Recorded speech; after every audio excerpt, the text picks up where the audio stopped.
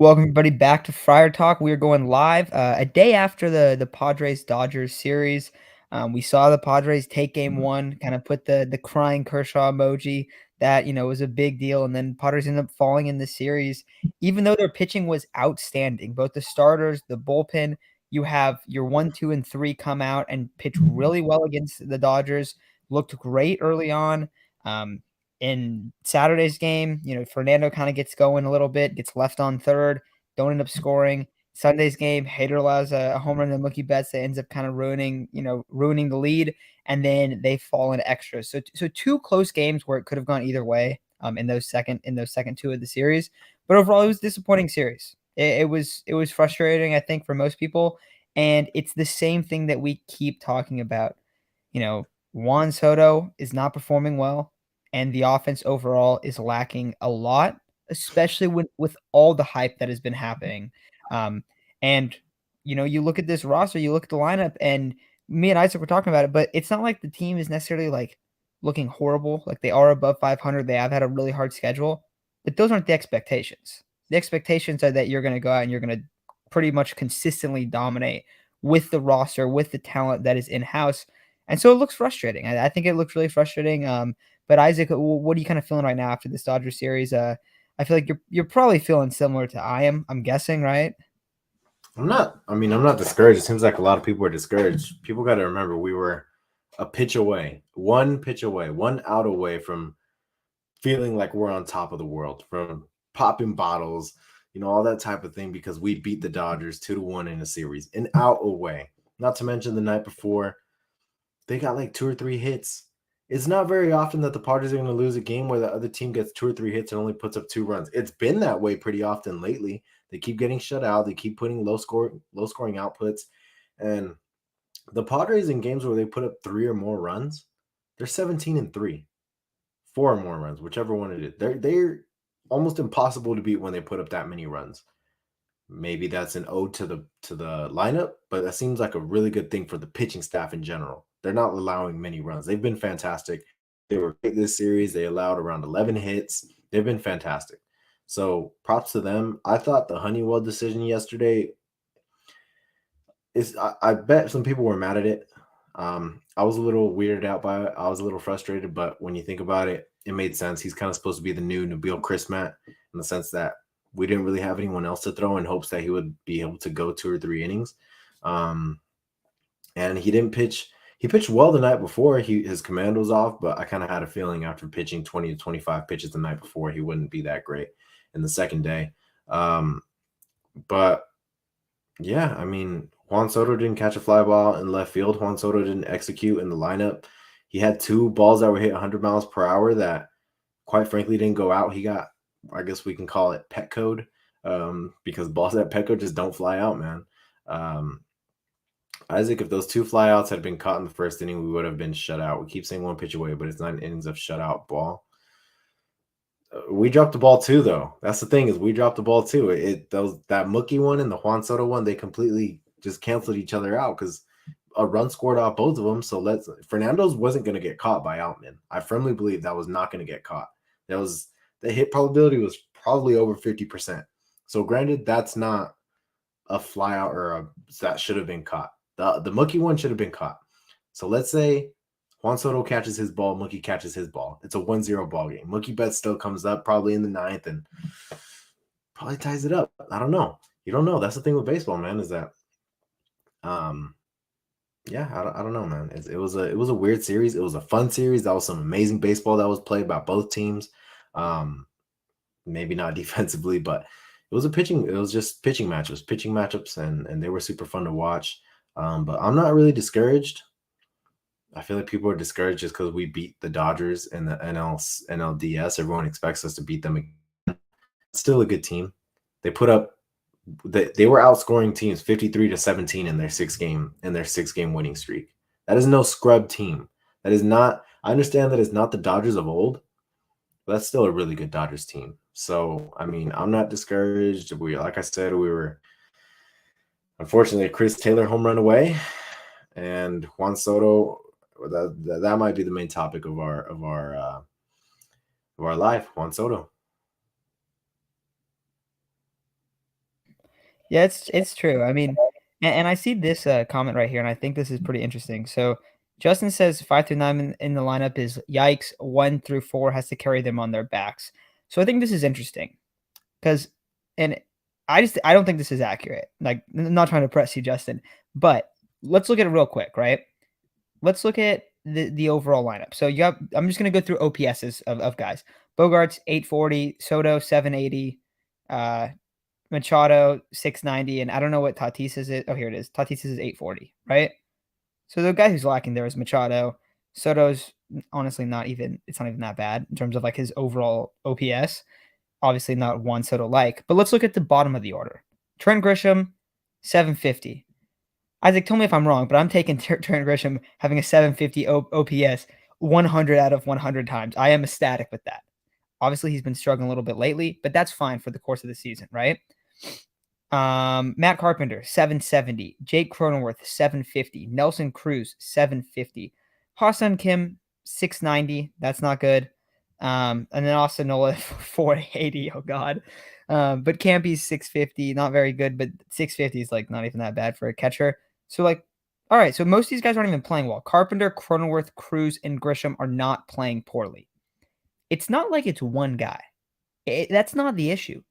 The issue is that they don't bring guys in. And it's not like it's, oh, one guy doesn't bring them in. No, no one brings anyone in. I want to say they're the worst team in the league in terms of runners in scoring position. And that's the problem. And we talked about it. I feel like we talked about this all last year too. Because like this is the way that the Padres they've had like this extremely patient approach, but almost like not aggressive enough. And it seems like, yeah, at 5 to 9, are you kidding me? Cronenworth has been left on base 12 times in the past 6 games. That's the thing. It's always left on base. Like so many guys, if you just look at their numbers, it's like, oh, their numbers aren't bad. But what about runners in scoring position? I don't know. I just think that's been the issue. And that was the issue all of last regular season. If you guys remember, like looking back on it, the offense didn't play really well. And the reason is because they kept leaving guys on base before the deadline, after the deadline, with Juan Soto, Josh Bell, Brandre, all those guys, those were the same issues. And that's just what has consistently happened. I don't know what to do for like pointing the finger at someone because like their team numbers aren't great, but they're not as bad as you would think they would be with the amount of runs that are actually being produced. Like you would think there would be more runs being produced, and that's the part that's confusing. I definitely think that there's an issue with lack of power on this team. I mean, slugging right now, the only guy with over a 500 slugging is Tatis, and Machado is under a 400 slugging. A lot of guys are barely scraping over 400, so it's like no one's really like out like being outstanding in that team. It's really just it's the whole team not being able to drive guys in when they're on base. Like that has been the fundamental issue of this team for the past 2-3 years. Outside the back end of 2021 when there was just no pitching, but I feel like that's kind of a little different story. But like overall, that's been the problem. So I'm gonna look right now as you kind of talk about this, Isaac, in terms of like the runners in scoring position. I'm gonna try to find everyone's runners in scoring position numbers real quick, see if I can find out how bad it is. But I saw a thing like really recently. They were like either the second to worst or the worst team in the whole league, and I think it was like the Tigers. Someone terrible. Where it's like, oh yeah, great, you want to be compared to those guys. They But are I don't the know. second worst from what I remember. They are the second worst team with runners in scoring position. It's a really random stat, man, because there's some luck that goes into it. Timely hitting, though, it's just not going the Padres' way, man. You look at what the Dodgers did in that first night. They won with less hits because they got a timely hit. They got a timely home run, and it ended up getting them the W in the end. The biggest example of not coming through, not getting a timely hit, was when you had Brett Sullivan hit a double. Fernando Tatis hit a double. Swap plays with him. Run scores. You got your fastest player, your best base runner on second with no outs. And normally, when these next 3 guys come up, you expect that run to be scored. Manny Machado grounds out to the third baseman. Anyone else on second base, they're not advancing to third. So that was not going to be a productive out. But he had Fernando on, so it turned into a productive out. The next guy doesn't have to get a hit. All he has to do was pop up. But the problem is his ground out rate is the highest it's been, or second highest it's been in his career. And he keeps grounding out. It's damn near 60%. He grounds out to the second baseman on an infield in situation. So all he had to do was either hit a pop fly or hit something hard on the ground to get through the infield. And it didn't happen. The run didn't score. Fernando was reading hop. The hop did not permit for him to be able to take to go home. He gets left on. Xander gets out. Xander, his last, I forgot how many at bats, has a 55 WRC plus in his last, I forgot how many games, but someone here said he's 8 for his last 50, a 55 WRC plus. That is, keep in mind, 100 is average. So what's 55? He's been just as bad. Like, people aren't talking about him because he had a really good start to the season, but out of Manny and Soto and Fernando, ever since Fernando came back, he's been the worst of the four, and it's not even close. He's been worse than Nelson Cruz. He's been worse than Jake Cronenworth. But that's the problem with baseball, is that a lot of like what someone does early on in the season carries on, and people forget that, they're, I don't know how to say it. Their later struggles don't get highlighted enough. There's a difference, man. LA 826 for that is the biggest difference, is that the Dodgers are able to get some timely hitting. They're second in slugging percentage. They're up there in batting average, top 5 in batting average. They're just top 4 in home runs. They're a really good team, man. They're hitting really well right now. They're blowing teams out before they started playing us. They got blown out today, but they were doing the job really well. But when you look at the lineup as a whole, you got Fernando. Yeah, he has an 840 OPS. He's doing great. Fernando's doing great. He's hitting the ball really hard. Granted, 8 is not Fernando-like numbers, 840 OPS. We're probably going to expect him to be above 900 by the end of the season. However, the problem with that is that in 2021, he had like a 930, 940 OPS. The problem was the rest of the lineup did jack shit. Manny was good, but he put up a 4 WAR. Jake put up a 3 or 4 WAR. No one else did anything.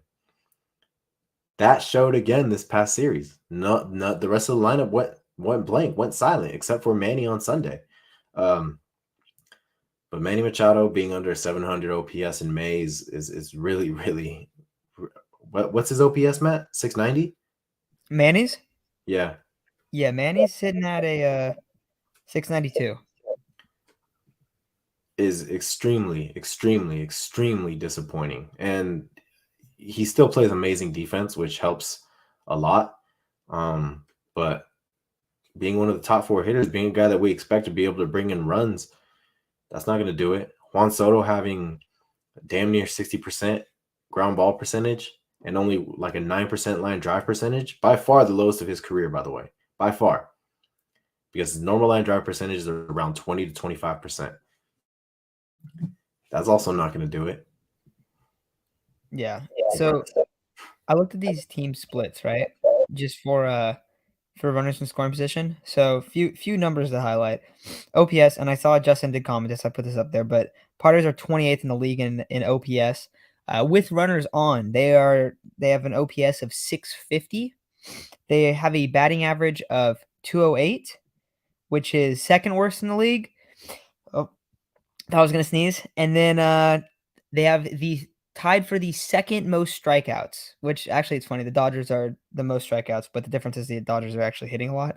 But yeah, second most strikeouts. I mean, it's like it's what we've all seen, and it's just on paper that's what it is as well.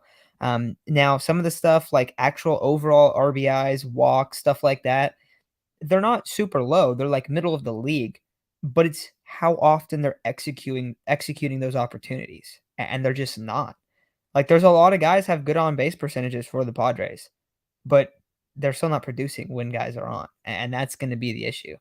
Yeah, the Padres' overall team batting average is pretty low, and it seems like, I mean, we've talked about this so many times, but it seems like they look to get walked over looking to hit. And like, yeah, that's great if you're like the leadoff guy in the inning, or if the pitcher can't find the zone. But when you're sitting there and it's 2-1 in the bottom of the 8th, I want to say Saturday was bottom of the 8th, right? When Sullivan hit the double and then Fernando did. Yeah, so it's 2-1, bottom of the 8th, and you have a double, then you have another guy hit a double. You know, go in second, and no one brings him in. You need 2 sac flies. And they sacrificed him the first time too. So you have Machado Soto and Bogarts, your 3 best hitters outside of Tatis, and they're all due up next, and not one of them gets a hit. Not one of them really truly sacrifices Fernando over. He had a great play on the Machado ground ball, but, like, no one really did anything. It was bad. Bad at bats, like, weak contact. Like, it was just that was terrible. So, I think that when we're looking at it, like, we know what the problems are. Now, the big thing is, are the Padres gonna be able to come out of this?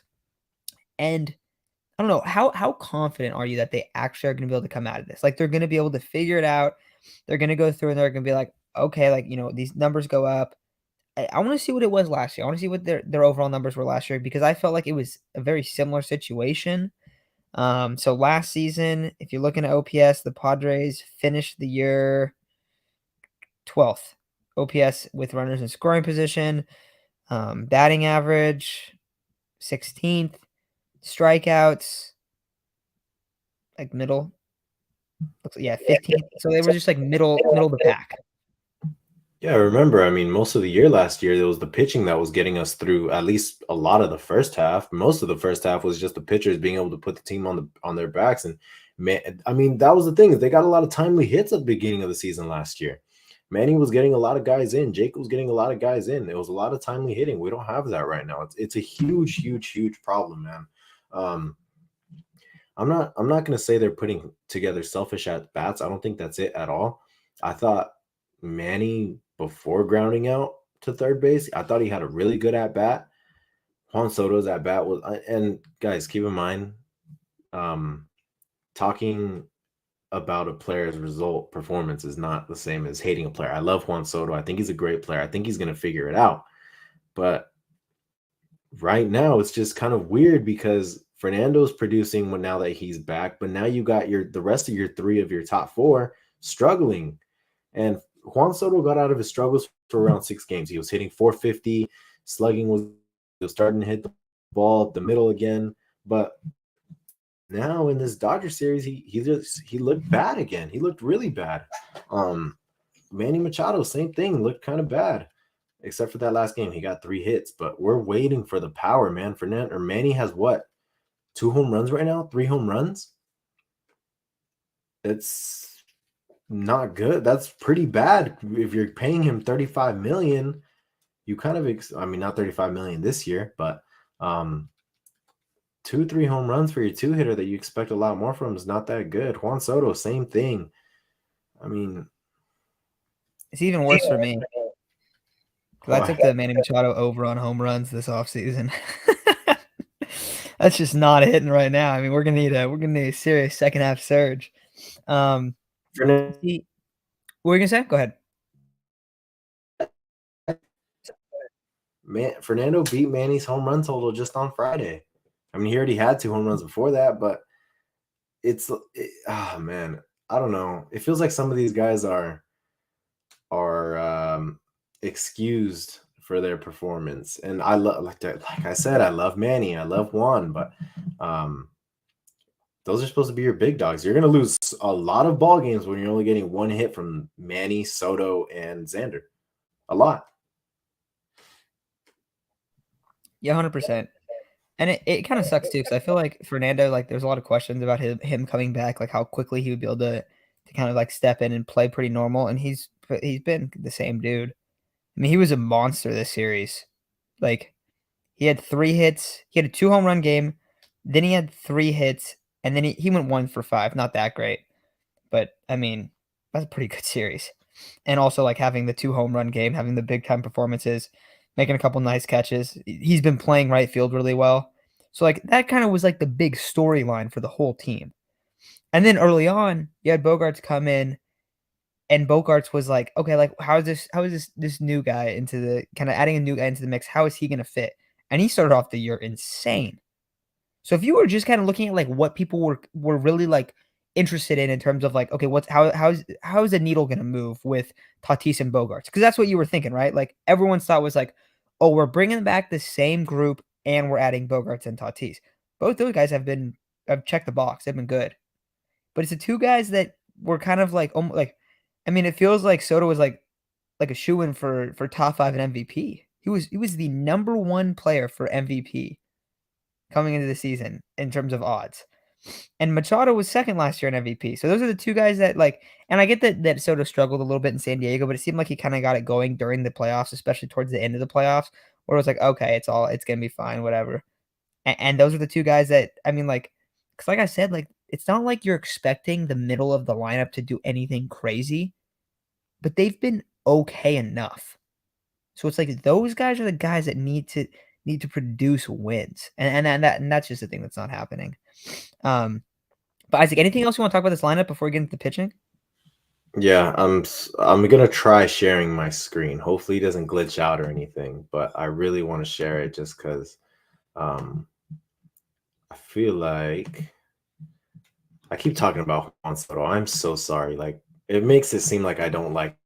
I really like Juan Soto, but you look at the. Please don't. I hope it's not glitching. But you look at his numbers throughout his career, and you see ground ball percentage right now is at 58.6%, whereas comparing it to the year in 2021 where he finished second in MVP was at 52.9.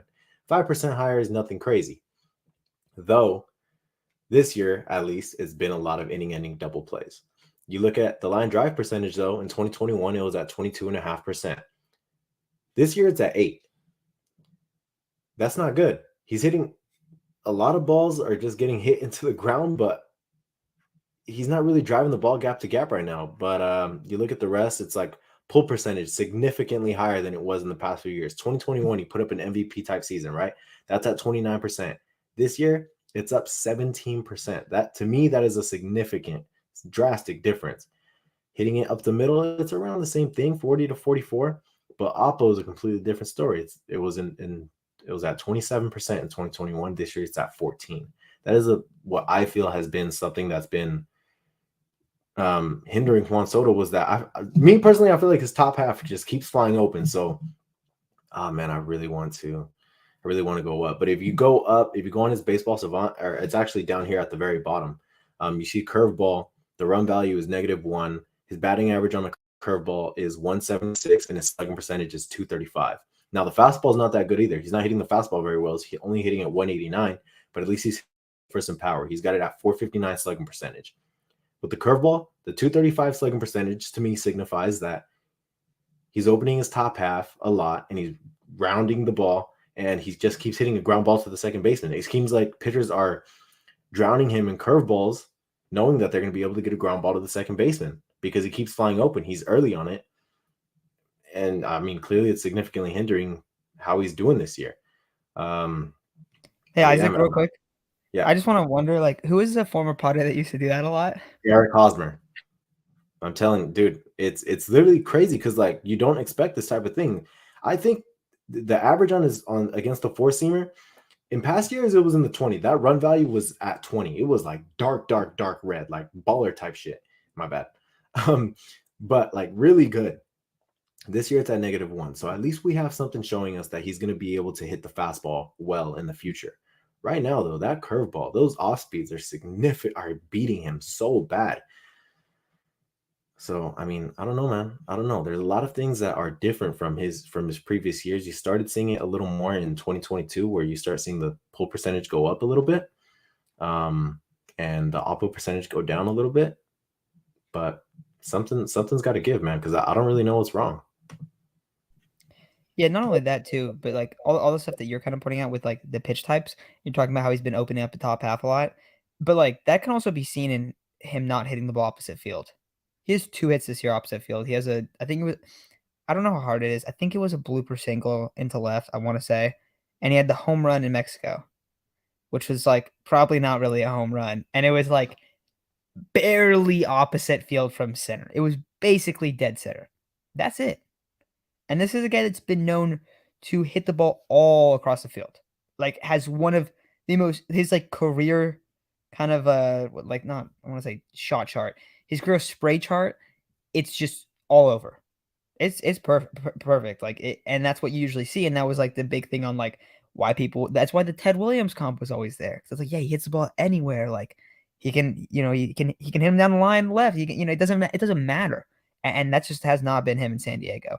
But I didn't even think he had that problem last year. I don't know. I think it's interesting. Also, I see people. Someone said like we can't only blame. I see people saying that we're not holding Soto accountable. I feel like we are. I feel like we just say like, yeah, he's not playing good. Like he's just not playing good. I don't think Just he's a gave bad you, player. yeah, Yeah, we just gave every reason as to why we think he's not playing good, but also why. I mean, he's just not playing good. It's really that simple. Manny's not playing good. Soto's not playing good. Xander's not playing good lately, at least at the plate. There's just, like I said, we're an out away from being happy on this live stream, but we're not an out away from criticizing the results. I yeah. feel like if we were to criticize the results, right, with a win yesterday, we would be kind of like, they'd be like, oh, why are you guys disappointed after a win, after beating the Dodgers? Well, the numbers kind of show that, like, our top guys aren't playing the best baseball. The pitching staff is coming through significantly. It's damn near a surprise we're above 500 considering how poor the top of the lineup outside of Fernando has been and Xander at the beginning of the season. But then you look at the rest of the lineup, Nelson Cruz, he's been doing good. He's been solid. Matt Carpenter has been solid. Jake Cronenworth has been okay. He's not hot lately. Ha-Seong Kim, I don't really know. No, he hasn't been good. You literally can't say he hasn't been good though, because you will get crucified. No, Austin bro, he McCall, has not been good. yeah, We gotta be real with ourselves. he hasn't been good. He just hasn't been good. But Noah's been a beast. No, yeah, that's the one, bro. Somebody mentioned it earlier. Like, we're so bad at running the scoring position because it keeps being Austin Nola. You're so right. I don't know who said it, but you are so right. One of the main reasons our runners in scoring position numbers are so low is because every time there's guys on, he's up, bro. It never fails. He's always up. But Trent Grisham's doing whatever. Also, he's whatever. 750 OPS. Damn, hell yeah, I'll take it. But yeah, man, it's just disappointing because this lineup was consensus top 5 lineup in all of baseball before the season started. Sorry, I needed. Yeah, that's the thing. Like, I feel like we're not talking about it like compared to like the league. We don't want to be talking about compared to the league. We should be talking about the lineup compared to the best of the league, and that's just not been the case. But then you look at the pitching staff though, and like to flip it to a much more positive note, pitching staff has been nice, better than expected, I would say. Darvish was a monster. Blake Snell, hey, we got 2 back-to-back good starts from Blake Snell. Like, sign me up for that. If Blake Snell can turn in the second half, Blake Snell before the second half, that would be amazing. Now, I'm not going to say that's happening yet, but if he can, that is super clutch. Seth Lugo has been great as a starter. Michael Wacha, he's been better. He's been a lot better after the first little bit of the season, I want to say. Who else we got? I mean, Hader, he allowed the home run yesterday, but he's been really good. Honeywell got put in a bad spot, but he's been good. Musgrove had like the Mexico outing. He's only had 3 starts, but he had a good outing last time. Ryan Weathers was good when he came up. Like, so much of the pitching staff and the pitching staff playing really well has kind of just been overshadowed because the very obvious elephant in the room is that the lineup is not producing. And that's also what sucks because it's like you brought up like, yeah, like, you're a pitch away from winning the series and moving on, be like, oh, we won the series. But it's not like there's not the same issues. It's just that it's like last year. It's the same as last year, where it was like, dang, this pitching staff is really holding it together because all you have to do is that, dude. What did you say it was like 17-3 when the Padres scored either 3 or 4 runs a game? That was what does that sound like, dude? We were talking about that last June. It was the exact same conversation of like, this team can't score. Is Petco early on in the season really that bad? Like, is it really that bad? Because it got better last year. No, well, I mean, you have a point, bro. Like, I've been trying to say it is that bad, but why does it not seem like an issue for some other teams? Like, James Outman hit a home run yesterday. Mookie hit a home run yesterday. How many home runs did we get this series outside of Toddy? I don't think anyone else hit one.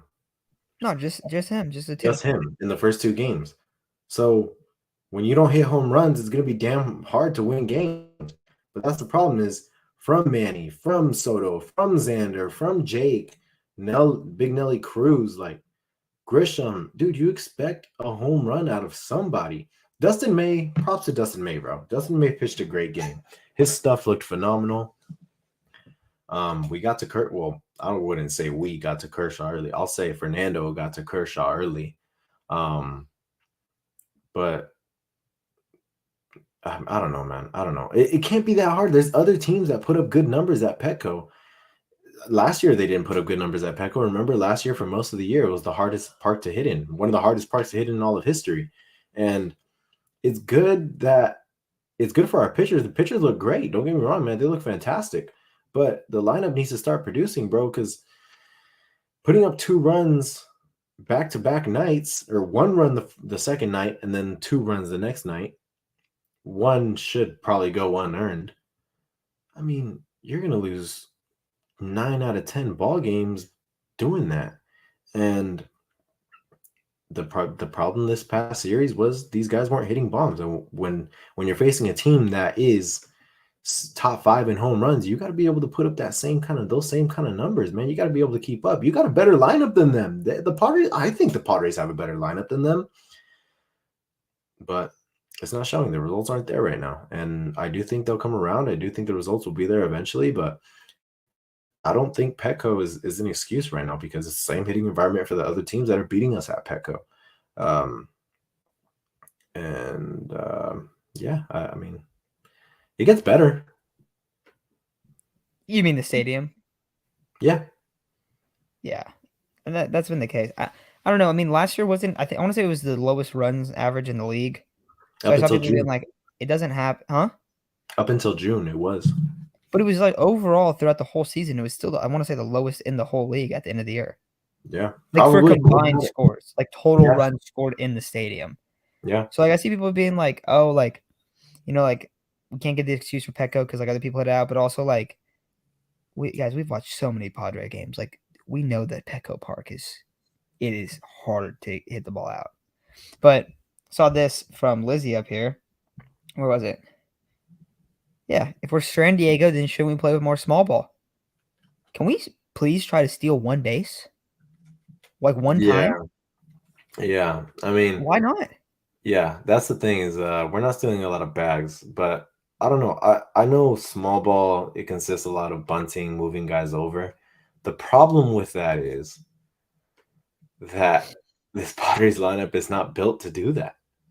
That's the thing. And Yeah, it's like and bigger. It's like big dudes that are not speedsters. Yeah, exactly, 100% what you are saying. And maybe you can do it with the bottom of the lineup with Ha-Seong Kim, Trent Grisham, whoever the hell the catcher is going to be in the future, because it's not going to be Austin Nola. But the problem is the rest of the lineup is not designed. It's not built to do that. And even if we want them to do it, they're not going to willingly do it. AJ Preller's not going to say to Bomel, like, look, we need to try and play more small ball. He didn't go out and get Xander Bogaerts, Juan Soto, and Nelson Cruz, and Matt Carpenter, all these guys that hit nukes. He didn't go out and get them to play small ball. He went out to get them because he expected some slug. And quite frankly, I don't think small ball is going to get us to where we want to be. Not with this lineup, not with how it's constructed.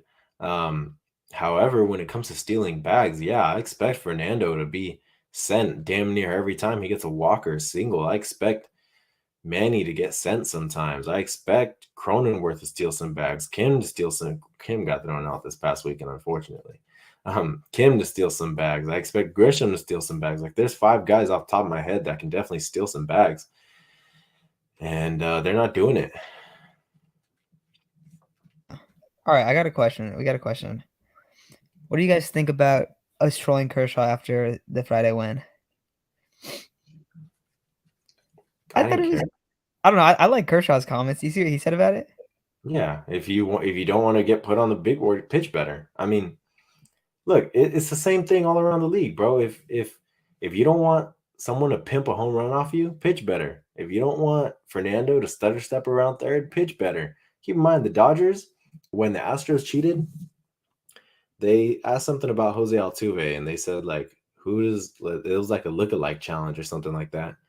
And they said Jose Altuve in a trash can comparing him to the cheating scandal. It's like, dude, we're not the only ones that do it. They did it to Madison Bumgarner after that whole Max Muncy thing too. We're not the only ones that do it.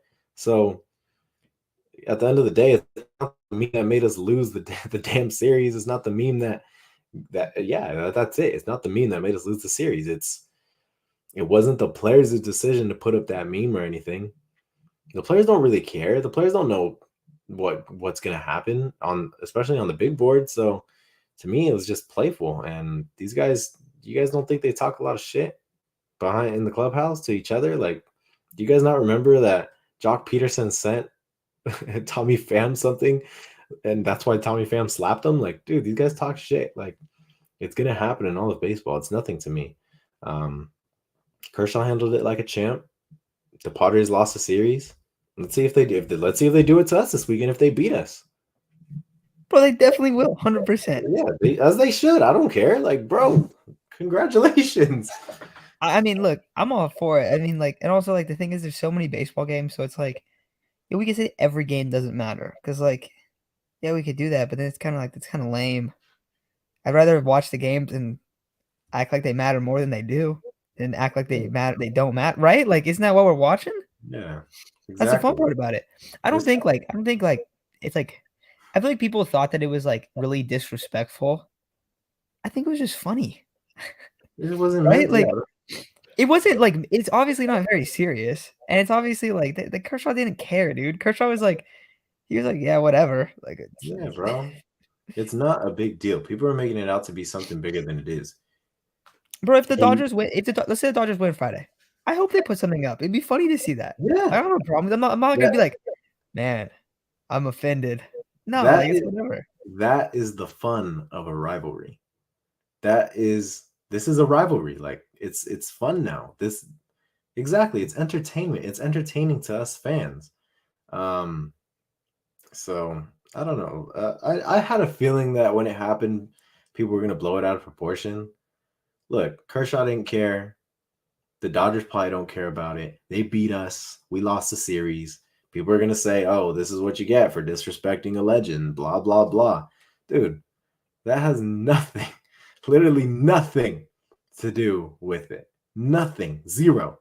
So I don't think that it's a really big deal, man. I mean, we're not. People would probably say, "Why didn't you put it up after you won the series?" Bro, Kershaw didn't pitch any other game. Yeah, he didn't pitch any other game. It doesn't make sense to put Kershaw on your Jumbotron after the third game of the series when he hasn't had a pitch since Friday.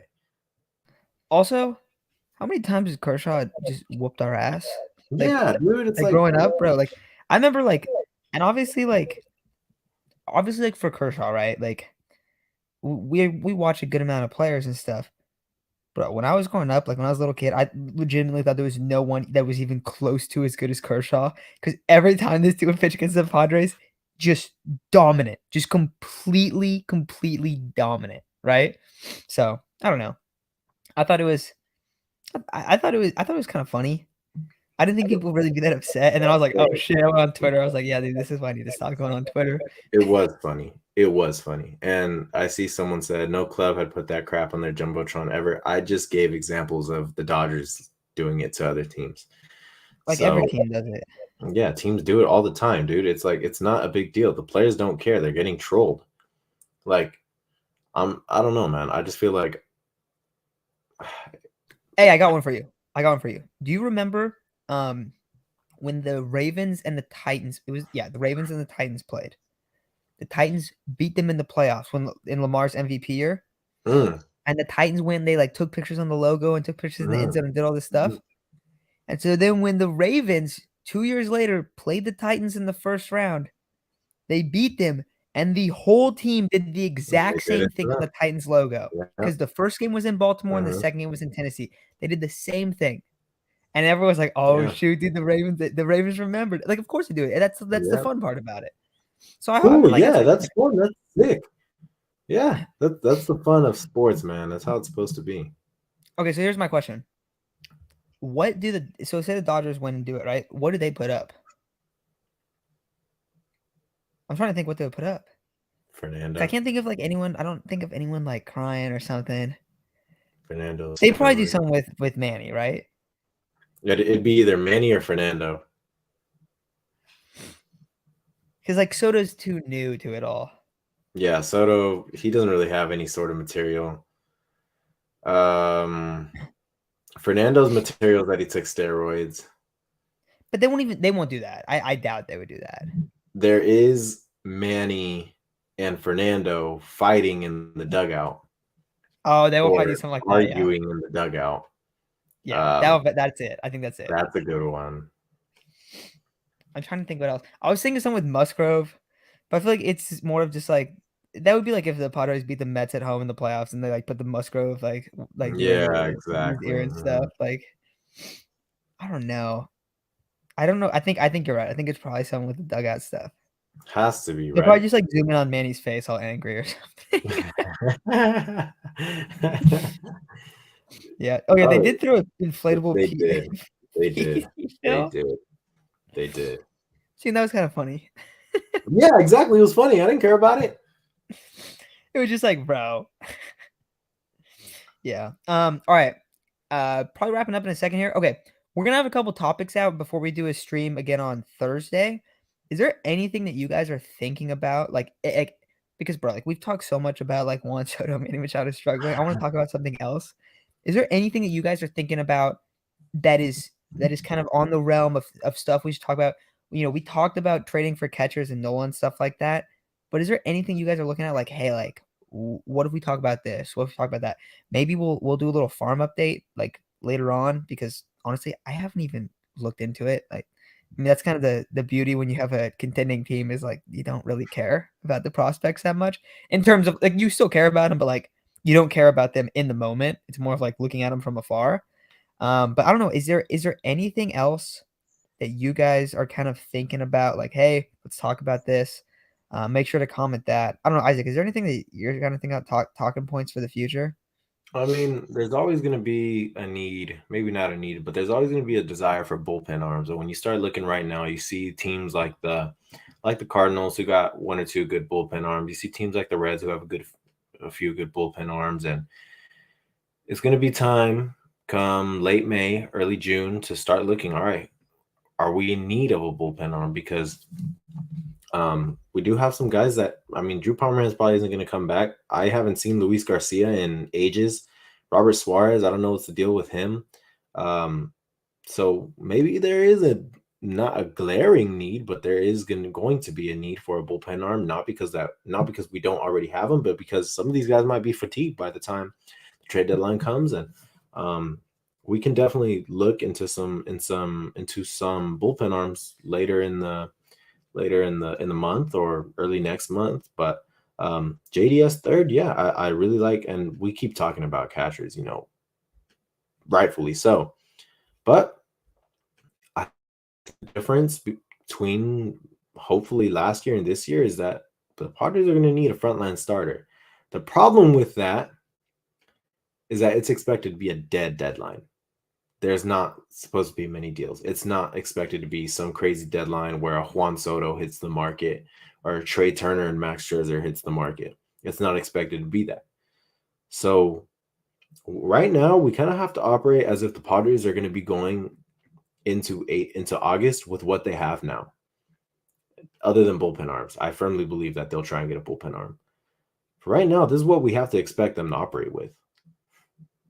Yeah, the only thing I could see is like there could be a couple guys I could trade for. Like I don't know if Corbin Burns is really gonna be on the market. The White Sox could be sellers because the White Sox suck. Maybe the A's. I can't think if the A's have anyone that's really good in the rotation though. A frontline starter would be, I think, the most ideal ad. Well, of course, besides catcher. The problem is they're just not really catchers to trade for. It's like what needs to happen is at catcher is Campusano just needs to be a baller. That's what needs to happen at catcher. Like, and obviously Ethan Salas is like kind of like, all right, we got to wait for this dude, and like when he comes up, he should be a beast. That is years away. So like that is not an immediate solution. I don't even think he's legally allowed to play in the major league for the next 2 years. I want to say there's no way you could play under 18, right? You get like a parent signature. You'd have to be like on some workforce labor laws. He can only warm up for like so many hours. Yeah.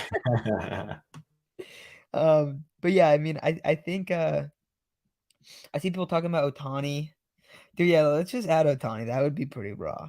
Oh, batting coach. Lizzie says batting coach. That's actually very interesting. Like, what's the deal with the Padres' consistent lack of offense? Because, dude, I mean, we see that. Like, and like we just brought up all of Soto's weird ass stats where it's like, why does he not hit the ball opposite field anymore? Why are his mechanics shit? Why is he opening up? Why can he not hit curveballs?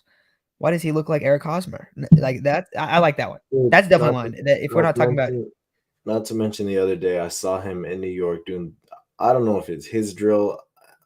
I guess I'm not a pro for a reason, but I thought that was the dumbest drill where all he did was kind of turn his hips to try and face the opposite field and try hitting it to the opposite field. That doesn't do shit. That's my wait, respective opinion. what was the drill? This is Soto doing it? We just lined up. He had someone soft toss to him, and instead of lining up directly, how you would align at home at the plate in the box, he twisted his stance to face more left center field and tried just hitting it the other way. And I don't know if it was to get him to maybe start hitting it up the middle more, or get him to hit it the other way more. But what does that do? It doesn't I help feel him like that makes stay. it worse. It doesn't help. Yeah, it doesn't help him stay inside the baseball. It doesn't help him be a gap to gap hitter again. I don't know what that drill does. I'd love to know. Yeah, I don't know. That doesn't really make any sense to me because it seems like you're just overcompensating in where you're standing, opposed to actually adjusting your swing and changing That's the it. mechanics of your swing, right? That's exactly what he's doing. That's odd. Yeah, see, dude, and that's the thing. Like, I don't know. That's like maybe it is just early season Petco, but it feels like it's always like the Padres have issues where it's like it's not issues of like, oh, they're just flying out too much. It's like, no, like you look at it and there's like these clear struggles, and it's like, bro, we can't hit with guys on base, like we can't do this, we not hitting liners, striking out a lot, like taking fastballs down the middle. Oh, a 93-mile-an-hour fastball right down the pipe. Let's watch that one and then let's swing at the curveball in the dirt. It's like, bro.